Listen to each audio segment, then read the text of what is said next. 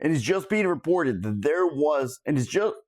it's just being reported that there was an attack on a synagogue in Michigan, outside of Detroit, from what I understand.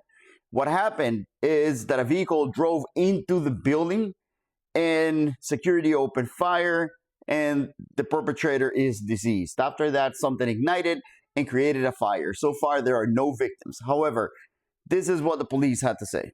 A car came to the facility, breached the facility by driving into it, was engaged by security. We believe there is one individual deceased in the vehicle. We believe that individual is deceased.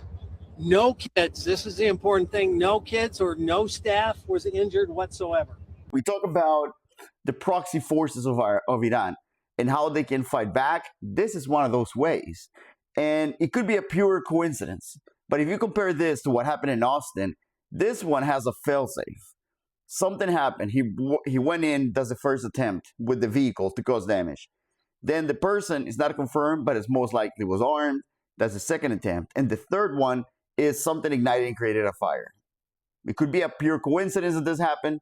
However, when you have an organized attack by a T group, there are fail-safes to ensure that the attack actually happens. When you compare it to Austin, for example, in Austin was one crazy guy with a weapon who decided to open fire into a crowd.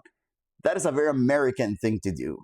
So when you see it from a threat perspective, something like what happened at the synagogue seems a lot more organized than what happened at Austin.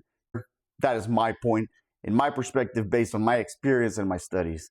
I'm Alex, this is my rant, and I'm out.